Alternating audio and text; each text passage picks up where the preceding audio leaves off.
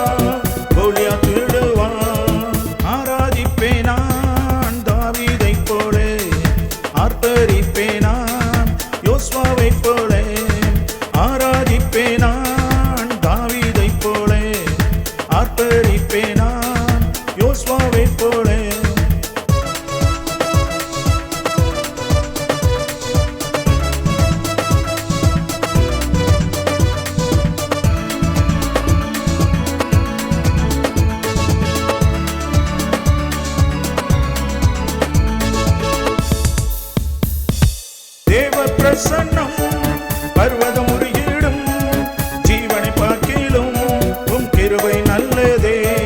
தேவ பிரசன்னம் பர்வதம் உருகிடும், ஜீவனை பார்க்கிலும் உம் கிருபை நல்லதே.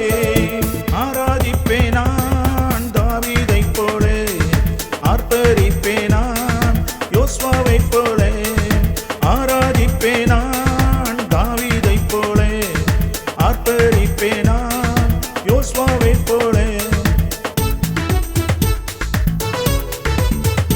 கர்த்தருக்கு ஸ்தோத்திரம். Welcome to pastor and poster. இந்த நாளுக்கான தேவனுடைய ஆசீர்வாத வார்த்தை லூக்கா எழுதின புத்தகம் 1ஆம் அதிகாரத்தின் 13ஆம் வசனத்தை நான் உங்களுக்காய் வாசிக்க விரும்புகிறேன். தூதன் அவனை நோக்கி, சகரியாவே, பயப்படாதே, உன் வேண்டுதல் கேட்கப்பட்டது. உன் மனைவியாகிய எலிசபெத் உனக்கு ஒரு குமாரனை பெறுவாள். அவனுக்கு யோவான் என்று பெயரிடுவாயாக. இந்த கால ஓலை தேவனுடைய ஆசீர்வாத வார்த்தை உங்களுக்கு கொண்டு வருவதிலே நான் மிகவும் சந்தோஷப்படுகிறேன். இந்த வெள்ளிக்கிழமை காலை தேவன் உங்களுக்கு கொடுக்கிறதான வாக்குத்தத்தம், உன் வேண்டுதல் கேட்கப்பட்டது. கிறிஸ்துவில் பிரியமான தேவ ஜனமே, இந்த கால ஓலை சகரியாவை பலப்படுத்தின தெய்வம், அவன் வேண்டுதலை கேட்ட தெய்வம், அவன் கூப்பிடுதலுக்கு பதில் கொடுத்த தெய்வம். தாவீது சொன்னது போல, ஜபத்தை கேட்கிறவரே, மாம்சமான யாவரும் உம்மிடத்தில் வருவார்கள் என்ற அந்த வேத வசனத்தின்படி நாம் தேவனை நோக்கி விசுவாசத்தோடு, விசுவாசம் உள்ள ஜபம் மிகுந்த பலமுள்ளதாய் இருக்கிறது என்றும் எழுதப்பட்டிருக்கிறது. விசுவாசத்தோடு விடாமல் தேவனிடத்தில் பெற்றுக்கொள்ளுகிற வரை ஒரு காரியத்துக்காக நாம் தொடர்ந்து ஜெபிக்க வேண்டும். ஏதோ ஒரு நாள் ஜெபித்து விட்டு நாம் அதை மறந்து விடக்கூடாது. தேவன் அதை மறப்பதில்லை. நாம் பெற்றுக்கொள்ளுகிற வரை நாம் தொடர்ந்து ஜெபிக்க வேண்டும். ஆதலால் ஜெபத்துல விழித்திருங்கள் என்று சொல்லியிருக்கிறார். கண் விழிப்பை குறித்து அல்ல, நாம் ஜெபித்த காரியத்தை குறித்த தெளிவு, விழிப்பு நமக்கு இருக்க வேண்டும். தொடர்ந்து அதை நாம் கேட்டு கர்த்தரிடத்திலிருந்து அதை பெற்றுக்கொள்ளுகிற வரை விடாமல் போராடுகிறவர்களாய் நாம் காணப்பட வேண்டும். அன்று யாக்கோபு எல்லாவற்றையும் அக்கறைப்படுத்தி விட்டு அவன் தனித்து போய் தேவ சமூகத்தில் போராடினார்.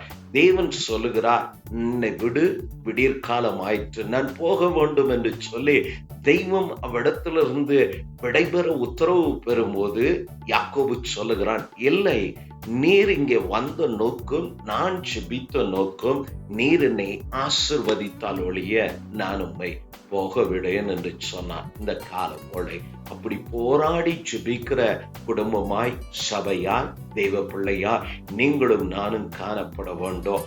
இப்படி இந்த சகரியா, எலிசபெத், யோவானுடைய பெற்றோர் இவர்கள் தெய்வ சமூகத்துல பல நாட்கள் உபவாசித்து கண்ணீரோடு பொருத்துணையோடெல்லாம் அவர்கள் ஜெபித்திருப்பார்கள். நிச்சயமாய் ஜெபத்தை கேட்கிறவர்.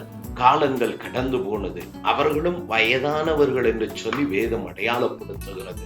அத்தனை காலங்கள் ஆபிரகாமை போல அவர்கள் முன்னோடிகள் எப்படியெல்லாம் தேவனிடத்தில் காத்திருந்து பெற்றுக்கொண்டார்கள் என்றதான தெளிவு அவர்களுக்கு இருந்தது. ஏனெனில் சகரியா ஆசாரிய ஊழியம் செய்கிறவர். அவ்வருடத்தின் பிரதான ஆசாரியனாய் 3ஆம் அறைக்குள் தேவன் வாசம் செய்கிற பரிசுத்த ஸ்தலத்துக்குள் பிரவேசிக்க தகுதியுடைய தெய்வ மனிதனாய் அங்கே காணப்படுகிறான். அங்கே ஜனங்களுக்காக தெய்வ சமூகத்திலே பரிந்து பேச வழியோடு தன்னை சுத்திகரித்துக் கொண்டு ஜனத்தின் பாவத்துக்காக வருடத்துக்கு ஒரு முறை தேவன் பழைய ஏற்பாட்டிலே மோசேக்கு சொன்ன பிரமாணத்தின்படியே சகரியா அக்காலங்கள்ல அவருடைய டேர்ம்ல அவர் உள்ளே பிரவேசிக்கிறார்.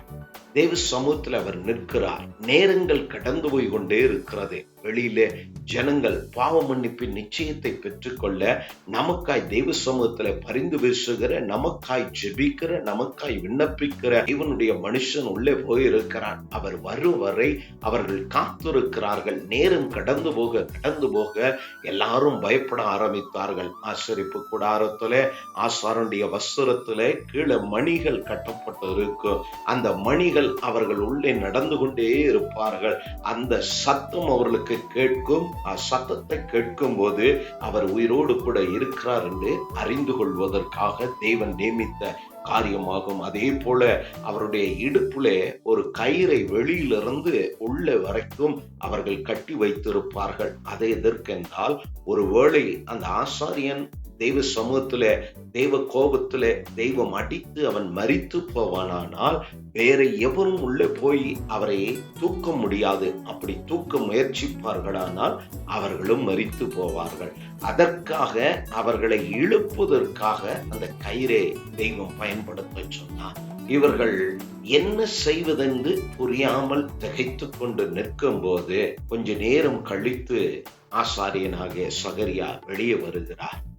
அங்கே உள்ளே அனுப்பப்பட்ட காபியேலும் இவனும் பேசிக்கொள்ளுகிறார்கள். அந்த வசனத்தை தான் நாம் வாசித்தோம். அப்பொழுது அந்த தேவ தூதன் சகரியாவை நோக்கி, உன் விண்ணப்பம் கேட்கப்பட்டது. என்றோ செய்த ஜெபம் வருடங்கள் கடந்து போனது, நாட்கள் ஓடினது. ஒருவேளை ஜெபித்ததை கூட அவர்கள் மறந்திருக்கலாம். ஏனெனில் பின்பு எலிசபெத் கர்ப்பம் தரித்து அவள் ஏறக்குறைய 5 மாதம் மறைந்திருக்கிறார். வெளியில எல்லாரும் நகைப்பார்கள், சிரிப்பார்கள். இது என்ன, இது எப்படி என்று சொல்லி சாராள் அவர்களுக்கு மாதிரியாய் இருந்தாலும் அவர்கள் காலங்கள் மாற அதெல்லாம் மறந்து அவர்கள் வித்தியாசமாய் இருப்பது போல இன்று கிறிஸ்தவம் மாறுபட்டு காணப்படுவது போல அன்று ஒரு வித்தியாசமான அணுகுமுறைகள் கிறிஸ்தவத்திலே அவர்கள் நடுவே இருந்தது. ஆதலால் தெய்வ பிள்ளையாகிய நாம் இந்த கால ஓடை உங்கள் விண்ணப்பம் கேட்கப்பட்டது என்று கர்த்தர் சொல்லுகிறார். நீங்கள் இந்த வருடத்தில் ஜெபித்த ஜெபத்தை இந்த உபவாச நாள்ல நிச்சயமாய் கர்த்தர் அதற்கு பதில் கொடுப்பார். எதிர்பார்ப்போடு விசுவாச நம்பிக்கையோடு கர்த்தர் எனக்கு இந்த கால ஓடை போஸ்டர் சேனல் வழியாய் எனக்கு இதை வாக்கு கொடுத்திருக்கிறார். ஆதலால் நான் தைரியமாய் நான் காரியத்தை செய்கிறேன், தைரியமாய் நான் காரியத்தை முன்னெடுக்கிறேன். கர்த்தர் என் ஜெபத்தை கேட்டார், நிச்சயம் நான் பெற்றுக் கொள்ளுவேன். நான் எதை அவரிடத்தில் கேட்டனோ, எதுக்காக தெய்வ சமூகத்தில் உபவாசித்தனோ, எதற்காக இன்றும் உபவாசித்து ஜெபிக்க போகிறனோ, நிச்சயம் கர்த்தர் அந்த ஜெபத்திற்கு பதில் கொடுக்கிறவராய் இருக்கிறார். கிறிஸ்துவில் பிரியமானவர்களே, தானியேல் இப்படி ஜெபிக்கும் போது அவனுக்கு ஜெபம் கேட்கப்பட்டது, அவனுடைய வார்த்தை கேட்கப்பட்டது என்று நாம் வாசிக்க முடியும். அதற்கு பதில் வரும்போது வானமண்டலத்தின் சேனைகள் அதை தடை செய்கிறார்கள். அதற்கு மீகாவேல் பிரதானமானவன் போராடி அந்த பதிலை கொண்டு வந்து தானியேலை பார்த்து சொல்லுகிறான், பயப்படாதே பிரியமானவனே, உன் வேண்டுதல் கேட்கப்பட்டது, நீ பலங்கொள் என்று சொல்லுகிறான்.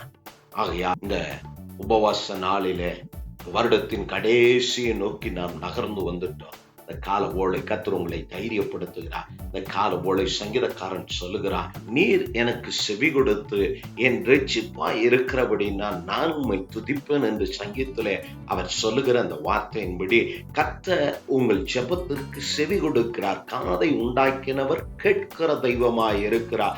அதுவும் நீங்கள் இரத்தத்தினால் மீட்கப்பட்டவர்கள், அவர் நாமும் தரிக்கப்பட்ட ஜனங்கள், அவரை விசுவாசிக்கிற உங்கள் ஜெபத்தை நிச்சயம் கேட்பார். இந்த வருட கடைசியில, இந்த வருடத்தின் துவக்கத்திலே நீங்கள் எதற்கெல்லாம் விண்ணப்பித்தீர்களோ, பல நாட்கள் தடைப்பட்ட ஜெபத்தின் பலனை சகரியாவும் எலிசபெத்தும் பெற்றுக்கொண்டது போல இந்த கால ஓலை கர்த்தர் உங்களுக்கு இறங்கி நீங்கள் ஜெபித்த உங்கள் மன விருப்பத்தின்படி, உங்கள் வேண்டுதல் படி, உங்களுடைய ஜெபத்தின்படியே கர்த்தர் இந்த கால ஓலை அக்காரியத்தை கைக்குடி வர பண்ணட்டும் என்று சொல்லி நான் உங்களை வாழ்த்துகிறேன். கர்த்தருடைய நாமம் அதை உங்களுக்கு செய்ய போதுமான நாமம் என்று சொல்லியும் உங்களை நான் தைரியப்படுத்துகிறேன். ஆதலால் மனம் துவண்டு போக வேண்டாம், மனம் தளர்ந்து போக வேண்டாம், பயப்பட வேண்டாம். நிச்சயம் கர்த்தர் உங்கள் ஜெபத்தை கேட்டார், நிச்சயம் ஒரு அற்புதத்தை செய்வார். நீங்கள் வெட்கப்பட்டு போவதில்லை. ஜெபம் கேட்கப்படுவதனுடைய பலன் நீங்கள் வெட்கப்படுவதில்லை. எங்கெல்லாம் நான் தலை குனிந்து போவேனோ, எங்கெல்லாம் நான் அவமானம் அடைவேனோ என்று சொல்லி பயந்தீர்களோ, அங்கெல்லாம் நீங்கள் வெட்கப்படாதபடி, அவமானப்படாதபடி உங்கள் தலையை கம்பீரமாய் ராஜாக்களைப் போல நிறுத்தி உங்களை அழகு பார்க்கிற உங்களை அழைத்த தெய்வம் உண்மை உள்ளவராய் இருக்கிறபடினா இந்த கால ஓலை தைரியமாய் உங்கள் காரியத்தை முன்னெடுத்து கடந்து போங்க. உங்கள் பிள்ளைகள் காரியமாகட்டும், வேலையாகட்டும், வியாபாரமாகட்டும், ஏதுவானாலும் கர்த்தர் உங்கள் ஜெபத்தை கேட்டார், அதற்கு பதில் வருகிறது. உங்கள் ஆசீர்வாதம் ஆன் தி வே.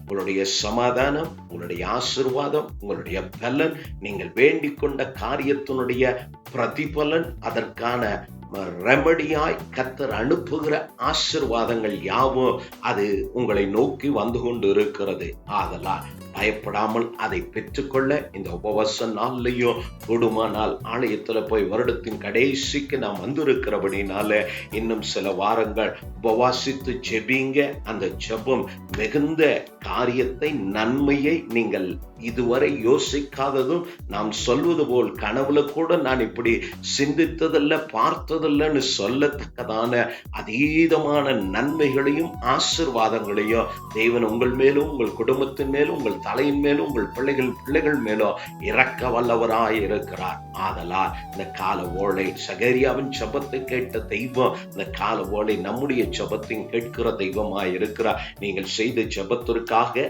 அதன் உத்தரவுக்காக தெய்வம் அதில் சீக்கிரமாய் உங்களுக்கு நன்மை செய்யும்படி ஊழியக்காரனாய் நானும் உங்களுக்காய் தேவ சமூகத்தில் பரிந்து பேச விரும்புகிறேன், ஜெபிக்க விரும்புகிறேன். என்னோடு கூட ஜெபிங்க. அன்பின் பிதாவே, இந்த கால ஓலைக்காய் ஸ்தோத்திரம். நீர் அனுப்பின உம்முடைய குமாரனாகிய கிறிஸ்து இயேசுவின் நாமத்தினாலே நாங்கள் வருகிறோம். என்னோடு ஜெபிக்கிற, எதிர்பார்த்து ஆண்டவரே ஏக்கத்தோடும் ஆண்டவரே பல நாட்கள் போராடி ஆண்டவரே இதுவரை ஒன்றும் இல்லை என்று சொல்லி வேதனைப்படுகிற உம்முடைய பிள்ளைகள் அவர்கள் வேண்டிக் கொண்டபடி, அவர்கள் பிள்ளைகளுக்காகட்டும், வீட்டுக்காகட்டும், பொருளாதாரத்துக்காகட்டும், பண காரியத்திற்காகட்டும், கடனுக்காகட்டும், சரீர சுகத்துக்காகட்டும், பிள்ளைகளின் வாழ்வுக்காகட்டும், அவருடைய வியாபாரத்துக்காகட்டும், அவருடைய வேலை ஸ்தலத்தின் உயர்வுக்காகட்டும், ஆண்டவரே அவருடைய இன்கிரிமெண்ட்டுக்காகட்டும், ப்ரமோஷனுக்காகட்டும், எதிலெல்லாம் உடைய பிள்ளைகள் வேண்டிக் கொண்டார்களோ, எதற்காகலாம் இடத்தில் ஜெபித்தார்களோ, உபவாசித்தார்களோ, கண்ணீர் வடித்தார்களோ, இன்னும் எதிலெல்லாம் உடைய பிள்ளைகள் பெற்றுக்கொள்ளாமல் இருக்கிறார்களோ, இப்பொழுது ஊழியக்காரனாய் நானும் ஜெபிக்கிறேன். அடியேனின் முகம் பார்த்து தெய்வமே உடைய பிள்ளைகளுக்கு நன்மையானதை செய்யும்படியா, அவர்கள் வேண்டினபடி, அவர்கள் விரும்புகிறபடி உடைய வேத வசனத்தின் அடிப்படையில குமாரனாகிய கிறிஸ்து இவர்களிலும் இவர்கள் குடும்பத்திலும் மகிமைப்படும்படி உடைய ஆவியானவர் இறங்கி கிரியை செய்யட்டும் என்று சொல்லி நான் ஜெபிக்கிறேன். அப்பா, தடைகள் யாவும் நீங்குவதாக, பலவானின் கிரியைகள் யாவும் கட்டப்படட்டும் ஆண்டவரே. சகரியாவின் இடத்துல அந்த நற்செய்தி வந்தது போல உடைய பிள்ளைகளுடைய இருதயம் சந்தோஷப்படத்தக்கதா, அவர்கள் ஆண்டவரே தேவனில் என் ஆத்மா களிகூறுகிறது, கர்த்தர் என் ஜெபத்தை கேட்டார் என்று அன்னால் பாடி துதித்தது போல நம்முடைய பிள்ளைகள் இந்த நாளில் சபையிலே துதிக்க ஆண்டவரே வருகிற நாட்களில் சாட்சி பகர கர்த்தர் நடத்தும், கிருபையில் வையும், பாதுகாத்துக் கொள்ளும். இயேசு கிறிஸ்துவின் நாமத்தினால பிதாவே, ஆமென், ஆமென்.